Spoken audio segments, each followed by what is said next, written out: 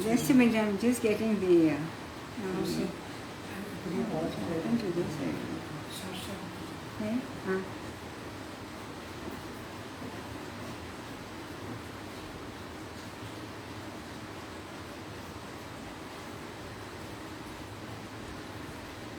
okay, now we're okay.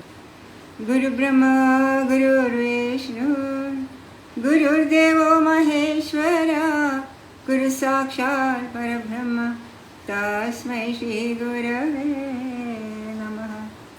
Shrivatsangam Mahoraskam, Vanamala Virajidam, Shankachakradharam Devam, Krishnam Vande Jagagurum.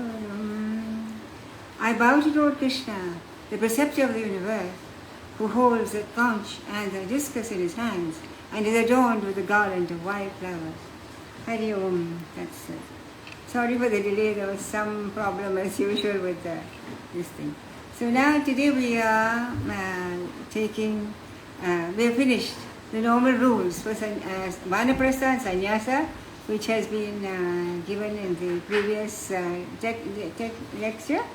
And because to some extent, to those of us who have been used to a life of luxury, or at least of semi-luxury, these ideas would seem to be too far-fetched. We would never be able to follow it. Such a goal we would never be able to do. So then, actually speaking, spiritual knowledge is not just this thing for matter of debate. But he said, Sri Krishna says, the fact that this knowledge is not a matter of debate, it is only meant for those who surrender to me totally. He will surrender the world as well as the knowledge that negates it. Both of these are to be surrendered in a huge, this panorama of total surrender to him. So, and that is to say, he will not only surrender the world, but the fact that the knowledge of that is only Maya. Even that knowledge is exhumed in the total devotion and bhakti to him. This is called Vidvat Sannyasa. It's not physical sannyasa, but sannyasa, or giving up of the knowledge of everything other than the fact that he alone exists. He knows that such a sannyasi knows that I am the end and the means. That I am the end and the means. To him I am both heaven and liberation. He has no other love except for me, and no other faith or desire or need for anything except me. Such a one is most beloved of me, is what he says. He lives in me through this knowledge. What knowledge? Not the knowledge of the Vedas and the scriptures and the Puranas and so many other scriptural knowledge, but the knowledge that I alone exist, that I am both the beginning and the end and the middle of everything. He lives in me through this knowledge. This attachment of knowledge he gives is not attained through all the other sadhanas which he has described. It's not attained through austerity, mantras, going to holy places, repetition of mantras, charity, or any other holy disciplines. Therefore, Uddhava, he says, knowing yourself to be one with me through an enlightened understanding which gives you experience as well. Because that understanding, that knowledge will give you not only faith that this alone exists, but it gives you that experience. So therefore, Uddhava, adore me with all your heart, he says. Now the ancient rishis did this. They made an offering of their knowledge and realization to me. For I am the Yajna Purusha, the master of all yajnas. They did all these yajnas for what? To me, because I am the Yajna Purusha. The three bodies that everyone has, the physical, mental, intellectual, are only passing appearances. Why they're ephemeral? They're not real, because they come and they go. They're not there at the beginning. Before the child was born, where was this appearance of the body, mind, and intellect? There was no such thing, and they're not there at the end, because after the body leaves, after that body falls, where is all that gone? Nothing. Huh? So, and they're constant. In between also, they're constantly changing. So change is only a phenomenon of the middle portion. Change does not exist before the body appears and after the body falls. Change is only a phenomenon of that middle portion, where it appears as if you are a person who's experiencing this world. I'm alive, I'm great, I'm beautiful, I'm ugly, I'm sad, I'm happy. All these changes, these dualities which happen in the world, only appear in this middle portion. See, Atman existed before that body came into being. And the Atman will continue to exist after the body falls, after all these experiences there. Therefore, you have to know that the Atman is also existing in the middle portion.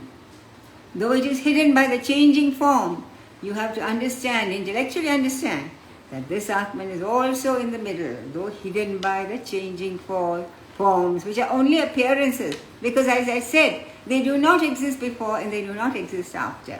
They are only a drama or play in the middle.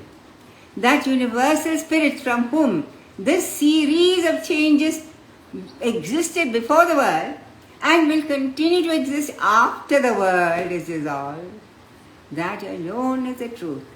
That alone is true existence. Therefore, you have to conclude that this universal spirit is also existing during these changes.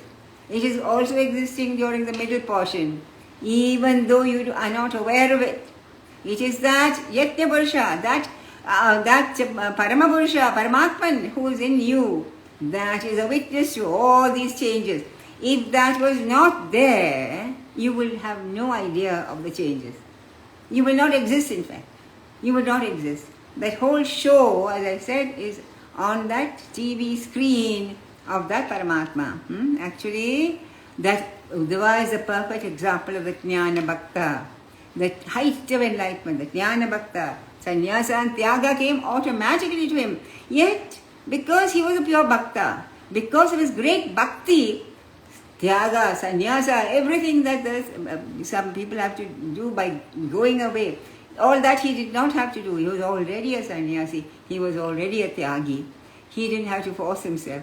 Yet he keeps on asking these questions, as I said, only for our sake. So again, Uddhava asks, O Lord, tell me once again that ancient gospel of renunciation and realization through devotion, which even the gods have not been able to attain. The gods, it is said that even the gods are very jealous of the human being, because the human being can attain to that stage of oneness with that Paramatma, which they cannot do. If they want to do that, they have to take a human body. That is a strange thing of the human body, though it is filled with filth physically and is filled with terrible negative thoughts mentally and intellectually, yet it is only through the human body that one can attain the highest. So, even the gods are jealous of the human body. In fact, while in the human body, we are tortured by three miseries: physical, mental, and supernatural. That is physical, we all know. However much we may try, slowly the physical body deteriorates. It gives pain, it gives suffering. Even before it reaches old age, it gives a lot of suffering. So, mentally we know from the time we are born, in fact, we have mental pain. All the time, something or other seems to be disturbed the equilibrium of our mind. And then supernatural, these are many things. Like now today there's heavy rain outside. That is why it took some time before we could, I could start this thing, because I was not sure whether we are able to do it or not. By God's grace, somehow it is managing to go. Let us hope it will continue till the end of the discourse. So, yes, he says, Udhhava is talking now. Udhhava says the human being has to suffer physically, mentally, and supernaturally. As I said, from these supernatural things, there's floods, the floods in Kerala and the horrible things happening in Bengal and Bangladesh and so on. So many things happen. But we have to continue. And he says, but oh Lord, you are the only one who can lift us up out of this pit called samsara. So despite being bitten by the serpent of time again and again, we have so many difficulties, so many problems, but still we hanker after the petty enjoyments of life. This is an amazing thing about human life. In the Puranas it's written that one man fell into a pit, in a kind of washed out, it was a well or something like that. As he fell, he hung on to a branch of a tree. Now he was hanging there, and he noticed that the tip, that beginning of that branch was being gnawed by some rats. Then he looked down, and he saw the snakes down below. So if he fell, he'll fall into a snake pit. Then he didn't know, and he looked at his horror. He saw there was a snake slowly coming along the branch. Then he looked up and he saw there was the honey. The bees were hurrying around, and out of that hub there where the honeys were, the honey bee has their nest. There were some drops of honey were falling. And this man, despite the fact that there is a serpent after him, there's a mouse, there's the snakes down below, he puts out his tongue in order to enjoy that bit of honey which is falling down. This is our state.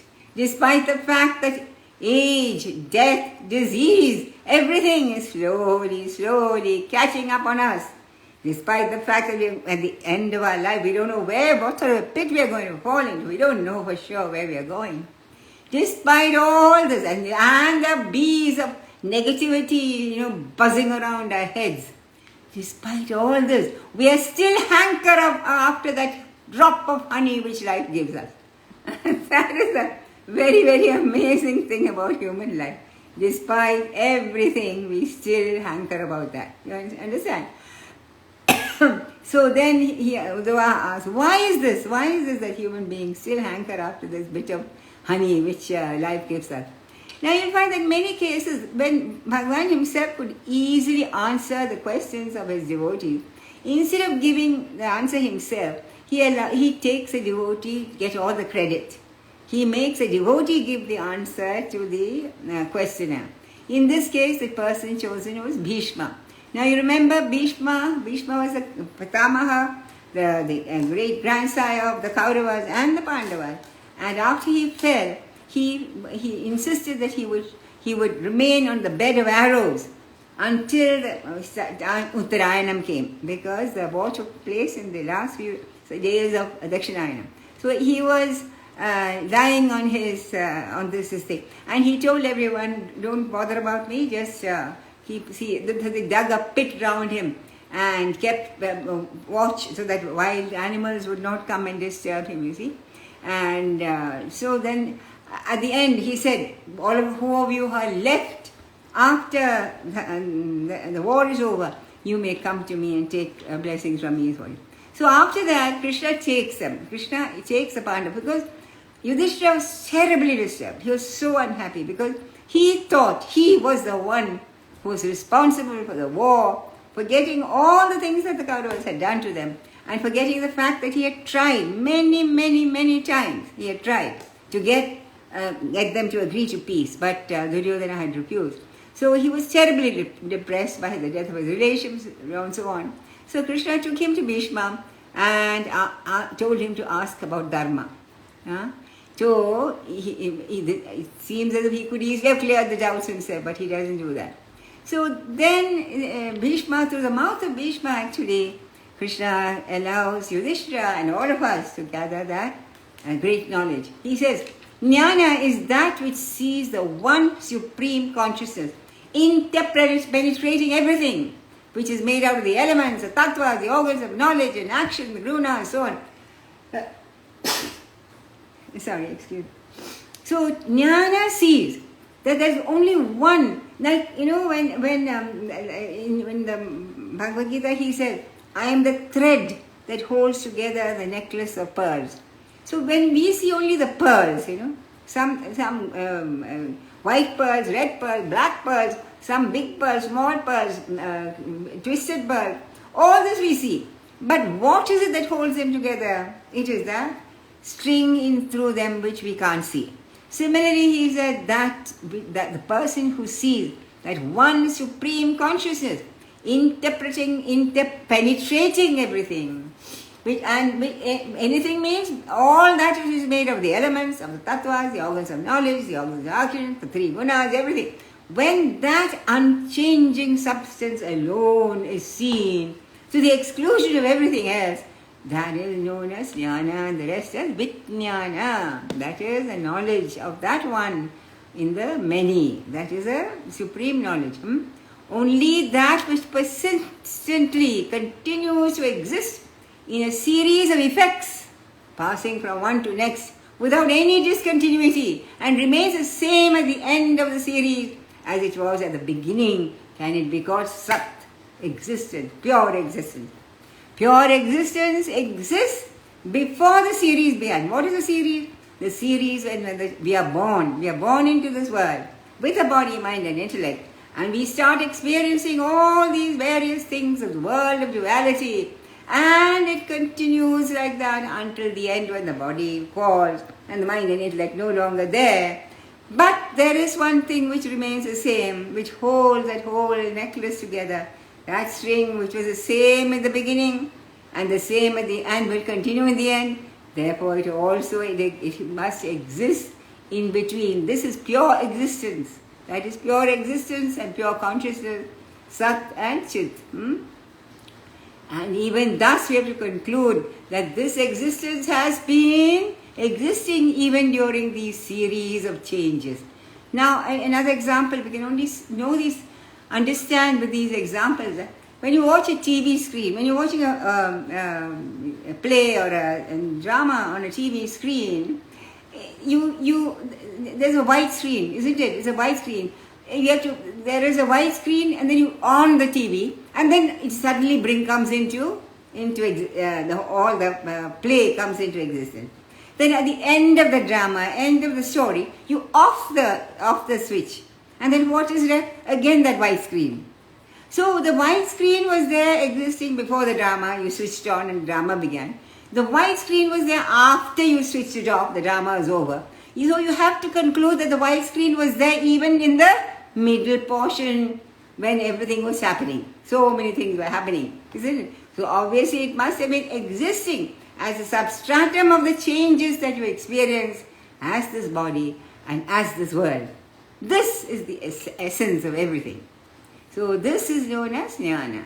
So the scriptures as well as our own perception teaches us that diversity has no limits and therefore no final basis.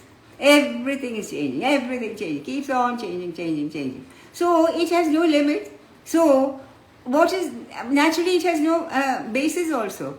So the jnani should realize that just as the enjoyments got from the world are the results of one's own karma, the so-called enjoyments and punishments and so on which we get from the world are temporary. That's because they're the results of our own karma. Karma meaning actions. That just are temporary. And finally they will cause us misery. Whether they are punishment or whether enjoyments, eventually they will turn to misery. So all even heavenly cities, heavenly logas, people do many pujas on earth, and many of the Brahmana portion of the Vedas are meant to do yagas and yajnas by which you will get a life in a future life in some great loga or something where you will have a very beautiful life. So even that also temporary. Because it is like when in olden days, of course, now you have everything is digital, but in olden days we used to save money to go for a holiday or something. We'll save money and go there and have a good time. And when the money is over, we have to come back. That is so. The enjoyment of these logas is temporary. You enjoy these logas as long as your punya or your good karmas exist, or you're punished in hell or another loga also until your bad karmas are finished. Then back you come again to this earth. So all these are temporary, including one's karma are temporary, and everything is caused. Eventually comes to misery. So all heavenly cities or logas enjoyed by the jivas in other places are also temporary. Jnana is that perception. Jnana is that perception of the one Atman or Brahman pervading everything, pervading all the changes in this life, pervading all these logas and everything else. That keeps on existing, and our stay in all these logas, our stay in this loga, in this world also, is very, very temporary. Vairagya, and therefore he says, Vairagya is the non-attachment to worldly things. Now he says, now I will tell you how to enhance your bhakti. Because again, Udhhava wants to know, how do we cultivate this bhakti, which will eventually give us jnana? That's all important. How does bhakti come, by which we can, because with the advent of bhakti, you will find that automatically jnana also comes. This is a very strange thing of bhakti, that somehow we find many stories of great bhaktas who had no education, nothing. For even Ramakrishna and Sri Ramana and so many great saints, they had no great, they were not, had not even gone to school or college, least of all college. They had no such education or something, but they seem to know everything. So that bhakti will eventually give us jnana, because it is based on that true knowledge, that is the jnana swarupa, which is the Lord Himself. So he says, now, in order to inculcate, because people are, how do I get bhakti? You are not anyone, you are not being able to hear the audio, is it? Is that you can't hear the audio? Oh dear. Is that true? You can't hear the audio? Can you hear the audio? Okay. Krishna Priya says she's able to see and hear. Oh, thank God for that. I was thinking I was just simply talking and you couldn't hear anything.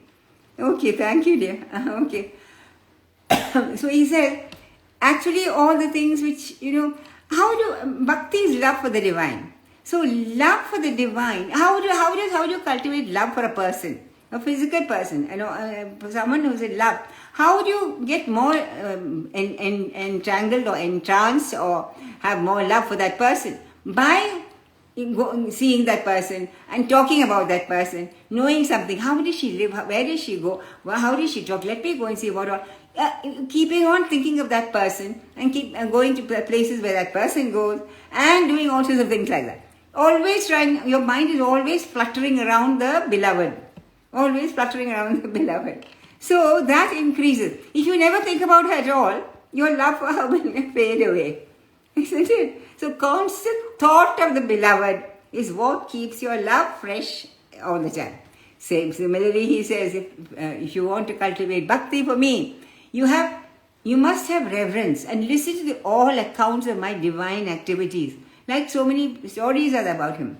The Bhagavad Purana is there. And if you want to read in English, Vanamali's Sri Krishna Leela is there. Dwarakanatha is there. So many, so that you keep on reading about his great activities. And also you can start repetition of mantra. Bhagwan's mantra. Here, Krishna mantra is Om Namo Bhagavate Vasudevaya. Or you can say Om Krishnaya Namaha. Constant thought of the beloved is what increases your love for that beloved. So constant thought of Bhagwan, reading about his works, constant remembrance and thinking, chanting of his mantras.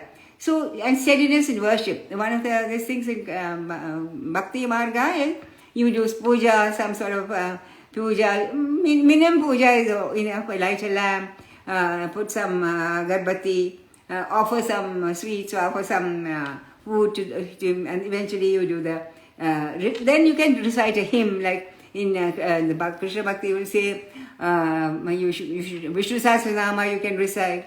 Prostration, at the end of it you prostrate. Not only prostration to God, you prostrate to all my devotees, he said. These devotees are considered, a devotee of God is to be, a true devotee that is. A true devotee of God is to be considered as being as God himself. So you will serve my devotees, prostrate to them, and renouncing all desires. Because what desire do you have? Every desire that you have, if it is for your good, I will see that it is accomplished. If it is not for your good, it will automatically form. Okay? So renouncing all desires and performing yajnas, charity. What are these yajnas? Charity. Mantras, vows, Ekadashi vow. I always send notes to everyone on Ekadashi. Austerities. All these are for what? Not because you are going to get heaven out of that. Not because you will get something wonderful out of that. As an offering to me. All these are to be given as an offering to me. Okay? And so all these will lead to bhakti. Then all these things will lead to bhakti. My children, please don't ask me questions here, because when I stop to answer a question, then my mind will go away from the subject on hand. If you have any questions, I urge you, tomorrow 11 to 12, we have question and answer period. It's the same Netflix at Vanamali Krishna. So I'm happy to answer any questions tomorrow, okay? So all these, as I said, thought of God. Thought of God, thought of the beloved is always invokes more love for the beloved. Therefore, thought of God invokes more love for the God. Those devotees who have reached that stage of complete surrender, though following the regime given above, will develop pure bhakti. They will have pure bhakti without motive. That's another thing. True bhakti does not have any motive. You are not having bhakti for God because of what He will give you. Like when we go to a temple and you do archana, or you do you offer some this thing and so on, you always have a motive. If I do this, if I give you this, you must give me this. This is how I break 2 coconuts because you must clear my path. All these things have a motive. But these people who are following this only to get bhakti, without motive, deep-rooted, unwavering, these people have nothing further to achieve. They don't need to achieve anything else. You have the Lord of the universe itself as your servant, as it were. He does everything for you. Why do you have to bother? There is a very great stories. There was a great Bhakta, Guruvayur, the Lord of Guruvayur, called Kururama. She lived only in last century, 18 something like that. She was an old lady, became very old. She was a great Krishna Bhakta, great Guruvayur Bhakta, and she had nobody. They all deserted her. Nobody wanted her. And it is said that she was getting old and she couldn't do her work. She couldn't even look after herself. And, she begged Bhagwan, please help me. Please come as my child, he said. She said, I have no children. Please come as my child and help me. And she said, but don't do to me as you did to Yashoda. Don't leave me and go, meaning to say. So he says, that bhakti, and it is said that one day one little boy came to her, and she didn't know who the little boy was, and he came to her and said, Amma, can I help you? I can do all your work for you. So she said, oh my, I'm so happy, please come. So the little boy, she used to call him Unni. Unni do this, Unni do that, Unni keep that here, bring that here, go there and get me some vegetable, chop up this thing, and see. Like this she kept on all the time. Once it is said that he was very naughty. You see, she was taking out the chaff from the grain which she was going to offer God. She was taking out. Then what little Unni did, he took the chaff and put it all back again in the grain. She said, naughty boy, you are not to do that. Then she again cleared it. Again he did it. 3 times he did it. And she was so angry. She took him, Unni, she said, you are a very naughty boy. And she took him and put him into her, that kind of a box they have in which they keep grain. She put him into that. Then after some time she heard noises and she felt very sad. So she took him and said, at the same time it is said in the temple of Guruvayur, the Maheshanti, the priest, would not thought to himself that something was wrong. The murti, which is usually alive, there was nobody there. There was no life in that. And then after some time, she took him out and brought him out, and then again petted him and patted him and said, "Sorry, Unni, I was so angry. Please forgive me." Then the Mahashanti, the chief priest, had a vision, and he said, Krishna came to him and said, "I'm sorry, I'm a bit late for your puja today, but I was locked up by Guru Rama in a little box." So this is the state. I mean, these are all true stories that have been passed down from generations. So this fact is that the Lord of all the worlds is ready to serve your servant, even if you have totally surrendered to Him, total belief only in Him, and that is thing. So many stories like that. In fact, you'll be happy to, if God permits. My next book will be on the Bhaktas. So Bhaktas of Bharat, really. So let's see if we can, if he wills, we will finish writing that maybe. Otherwise, one of you may finish it, who knows. So this is a deep-rooted, unwavering bhakti in which everything is given over to him. And even in Bhagavad Gita, he tells Arjuna, "Ananya chintayanto mam ye jana bhajavasade tesham nityabhyuktanam yoga kshemam vahamyaham." I am willing to do everything for you. I will look after your future, I will look after your present, I will look after everything, provided you totally invest your mind in me. He said, "Ananya chintayanto mam."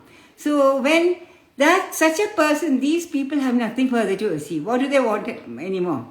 If they have achieved God Himself in this life, what do they want anymore? Dharma, jnana, sannyasa, siddhis automatically come to such a person.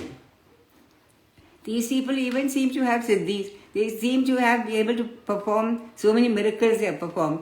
Not because they want it, but because it happens through them, using the Lord makes them perform through them as an instrument. When the mind plunges into the world of multiplicity and runs after the objects of enjoyments, it becomes dominated by rajas and it becomes unspiritual. Because then you lose that thread, you lose that connection with the divine. It is as if that connection snaps. You know that electric connection, when it's cut off, it snaps. Because you're so totally engrossed in the worldly life. And it becomes, and rajasism. Rajas means greed. You want that, you want this, again and again, and all the time, he said. Now Udhhava asks again, "Oh Lord," once more he asked him. Before he has already described yamas and niyamas. Those times he has described niyamas and niyamas according to the Patanjali, this thing, five each. So he says, "Oh Lord, what are yamas? What are niyamas? What is sama? What is dhamma? What is titiksha? Titiksha is patience. Dhriti, firmness. What is dana? Dana is charity. What is tapas? Austerity. What is shaurya? Courage. What is satya? Truth. What is rida? That is righteousness. What is yajna? Yajna is the havans and all. And dakshina. Dakshina is the offering you give to your guru. What is bhaga? Of fortune. And what is profit? What is Shri? What is Shri? And what is supreme knowledge? What is suffering and what is happiness? Who is a pandit and who is an idiot, a murk? What is the panta, the right path, and what is the opposite? What is swarga, heaven, and naraga, hell? Who is the true relative and what is a home? Who is rich and who is poor? Who is a slave and who is a lord? And kindly give me all these answers, he says. Now, again, as you see, Udhhava doesn't really need all these questions. He doesn't need all these answers. He is only asking for our sake. So Krishna says, yamas, as I said, he gives it, he includes the 5 which are mentioned by Patanjali, but he also includes some other things. Yamas are non-violence, internal and external, truth, non-covetousness, non-attachment, conscientiousness, non-hoarding, faith in the scriptures, continence, moderation in speech, constancy, forgiveness, and fearlessness. These are the 12 internal disciplines. I'll repeat them. Non-violence, both internal and external. Okay, if you are thinking violent thoughts about someone, that is already violence. It is not ahimsa. Ahimsa means non-violence, both in speech, mind and deed. Truth, we all know, satya, non-covetous, avarigraha. That means you do not, when you look at somebody's car or something, people think, oh, I wish I had a car like that. This true bhakta never has this. He is not interested. Non-covetousness. Non-attachment. Attachment can be to anything. You can be attached to your cat, your dog, your furniture, your house. Then you, of course, you may like them. There's no harm in that. But the fact, non-attachment actually means that you won't be unhappy if they're suddenly kept taken, if you don't get that. Today some water was spilled on my bed, so I have to sleep on the floor. I don't care. Non-attachment. Conscientious is very important. Everything that you do has to be done with great conscience, with great sincerity. Sincerity, that's very important. That sincerity in any action is very important. Then non-hoarding. Hoarding. Now people keep things for years and years and years. Sometimes when you also when that person dies, imagine so much of problem the children have to clear away the huge amount of sarees they have collected, shoes they have had, chappals and all sorts of unnecessary things they will be hoarding. How many chappals do your feet need? How many clothes does a person need? So people keep on hoarding these things. This is another very unnecessary thing for a true bhakta. Non-hoarding. Faith in the scriptures, of course. Faith in the scriptures is very important because the scriptures are the ones who are telling us about the life of that Supreme Personality of Krishna, as well as of so many other great saints and great avatars and so on. Continence. Continence is very important. That is, restraint of the virya. The restraint of that is very important because that is a very powerful energy in us. And that which is dissipated all the time, what happens like these rapes and things going on, it is so bad for that person and as well as for the citizens also, because they are affected by hearing about these things. So such a person who is constantly having thoughts of sex, not just having sex, but thoughts of sex also, that is also incontinence. These thoughts also are incontinence. So that keeping it inside of that virya is very, very important. Moderation in speech. Now, I should also tell that because I'm talking 1 hour every day morning on Saturday and Sunday. Anyway, it's for the good of people, hopefully, so that does not affect me. Moderation in speech. Because, you will notice that people who are, kind of stupid people, they will jabber from unnecessarily jabbering about all sorts of things the whole day they'll be. In their presence, you cannot even put one word in mind. So moderation in speech is very important because speech, vak is Saraswati. Vak is Saraswati, speech. And that she is the one who ignites our brain in order that we can understand and appreciate so many things in life. And if that is again spoken out always like that wisdom will disappear from us. Constancy, is something always not changing all the time. Today I tell you one thing, tomorrow I tell you another thing. Then today I like this, tomorrow I don't like. Constant wavering of the mind. This is not correct also. Constancy means mind is in a fixed state also. Forgiveness. Many people say, I can never ever forgive that for what he did to me. Never. He cheated me. He didn't. See, they are doing things according to their karma. You understand? They are also helpless. You must understand that. Those who are doing harm to you, those who speak ill about you, those who actually physically do a harm to you also, they are also unbound by the karma. They are not yogis or anything. They are totally bound by their karma. And they will just give in, without thinking, they will be constantly, be doing things which are wrong, negative action. Now, you should understand, a true yogi, someone who is a true bhakta, he or she should understand that these people are totally helpless. Difficult thing I know, especially when it happens to be your own family and so on, when you have, berated or constantly big bats are thrown at you, it's very difficult to forgive. But forgiveness is a very great attitude to forgive. Because if you try to put ourselves in their shoes and try to find out why are they doing this to me like this, then slowly you will understand that they have some reasons which we are not aware of. And then you can forgive. So forgiveness is very important. Then one more very important thing, fearlessness. The true bhakta is always fearless. The true bhakta can go anywhere without. Some people are very timid. I don't know, how can I go there? If I go alone, somebody might harm me. All these fears are there because you think you're going alone. You are never alone. You are never alone. Anywhere you go, you are sure that Krishna is with you, that your deity is with you, that God is with you. How can you be alone? And how can you ever fear? Because that force which is with you is superior to every other force that you will meet in the world. And you will not have fear from anything else. That force will see that you are protected, you see. So fearlessness. These are the 12 internal disciplines, that is the yamas. The yamas are, he is given 12 rather than 5, he is given extra. Now niyamas. Niyamas are this thing which are, which we do for ourselves. That is, cleanliness in body, mind and speech. This is very important, niyama.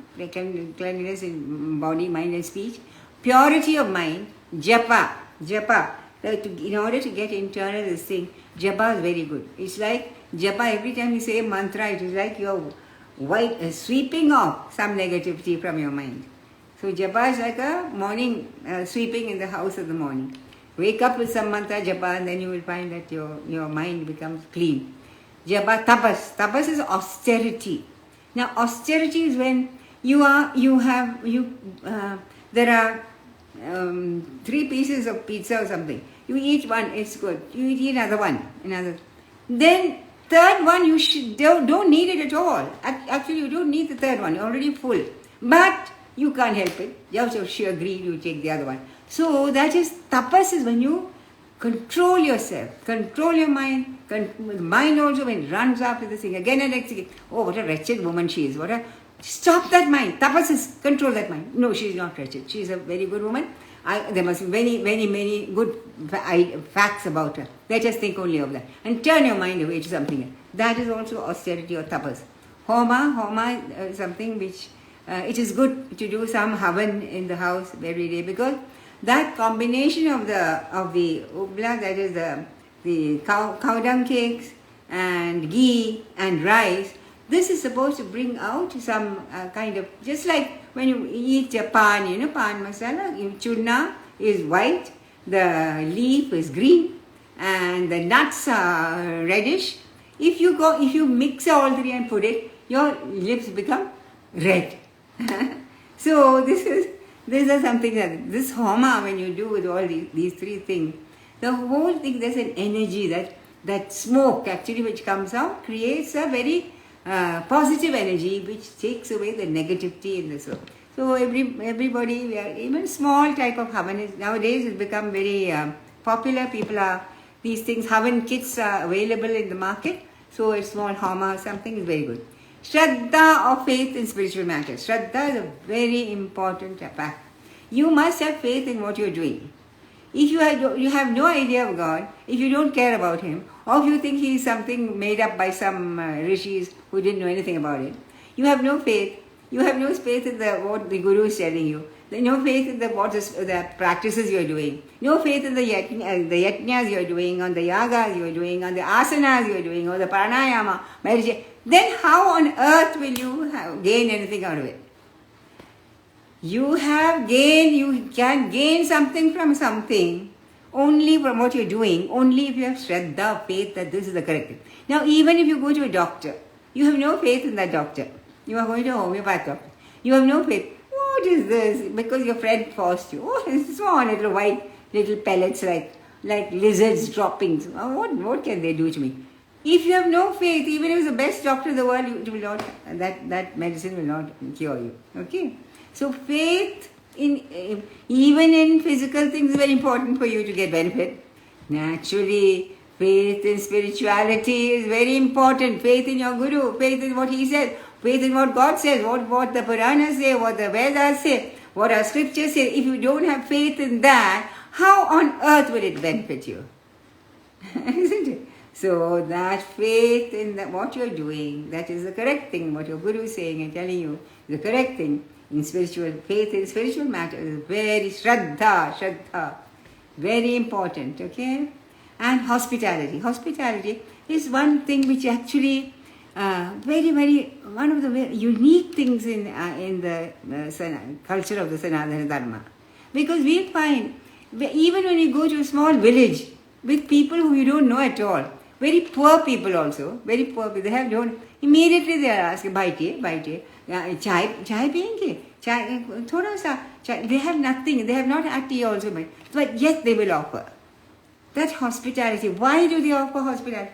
Because inherently we have been told that the guest, Atiti, is Devo Bhava.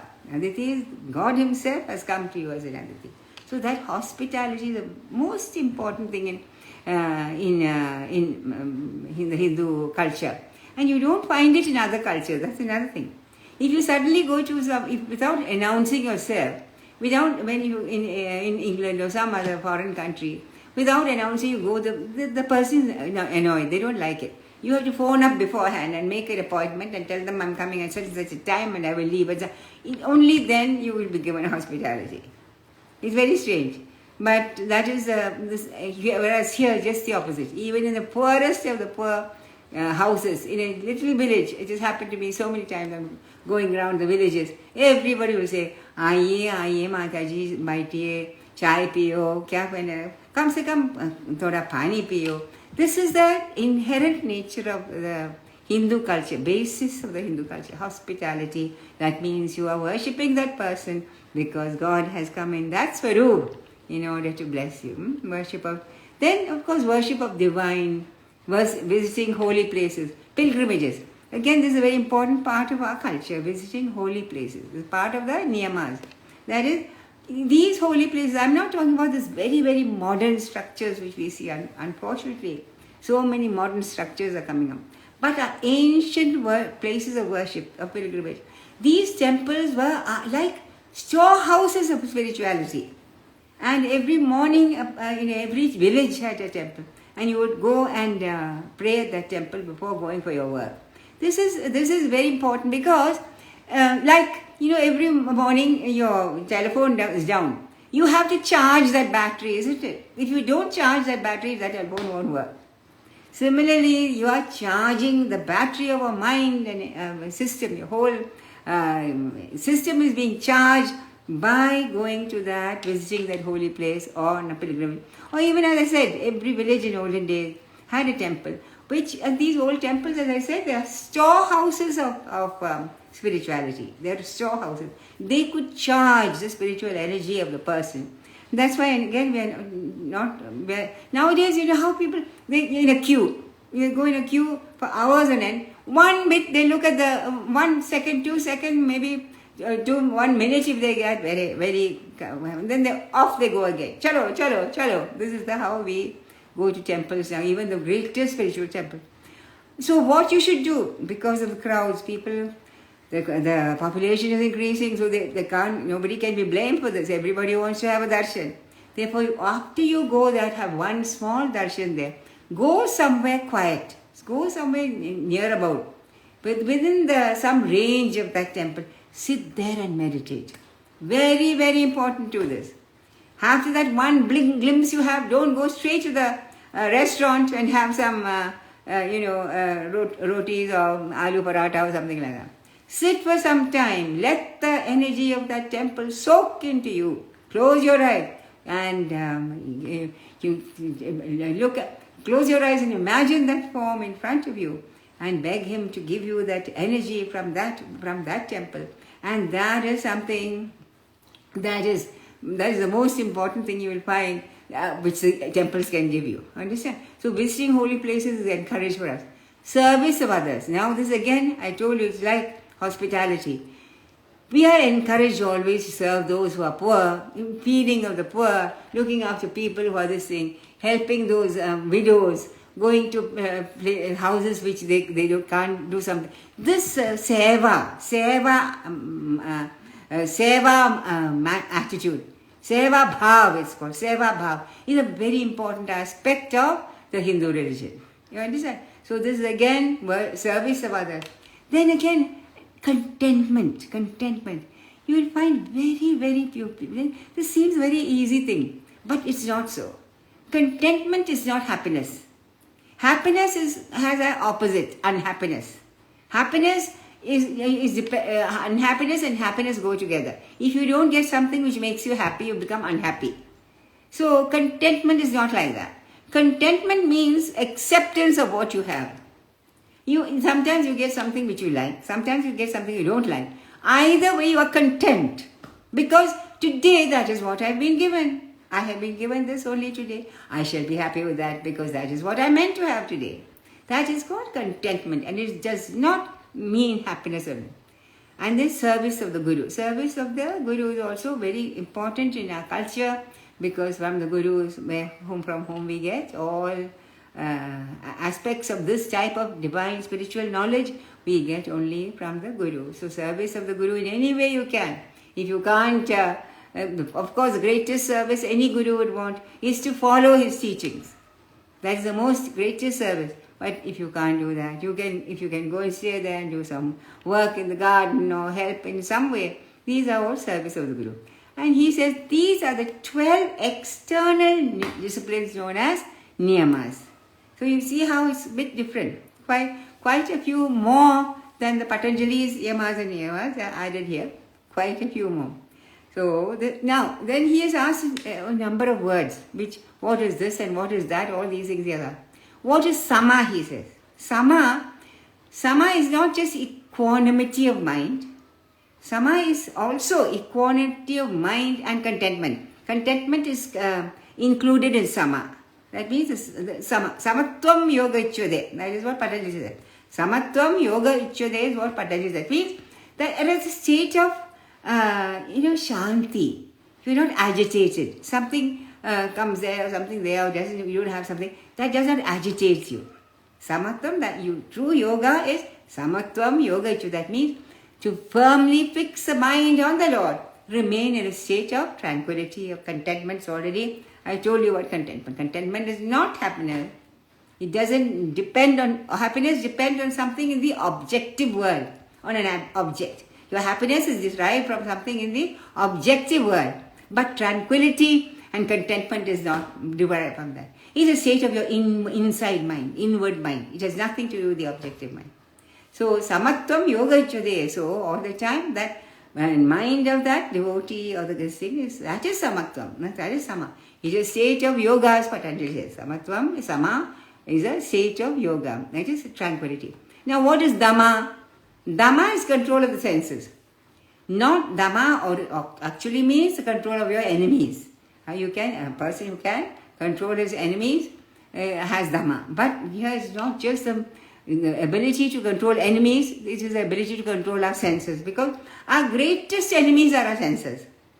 Greatest enemies are our senses. They will draw you away from the internal world.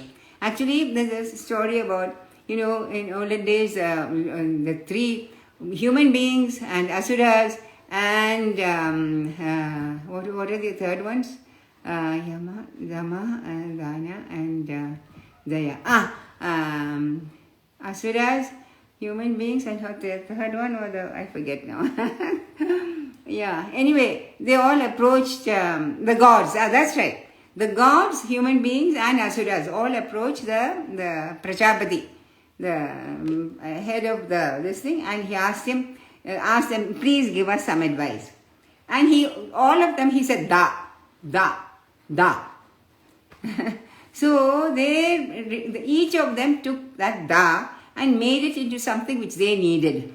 For instance, the Dhamma means, like I said, concentrate. The gods thought to themselves, they mean that we should control our senses. The gods are supposed to be, overindulgent in so many things. So they said, that is Dhamma for them. And the Asura said, da. Okay, he means Daya. Daya means compassion. Compassion is what the Asuras, they are very incompassionate, they are very cruel people, the Asuras. So he said, the great Lord wants us to show Daya or compassion. So Daya. Then the human beings, They say da, oh da, what? Ah, we know da means dana, dana. That means he's asking us to give charity. Dana, not just physical charity, but any sort of charity. That means thinking a charitable thought about a person.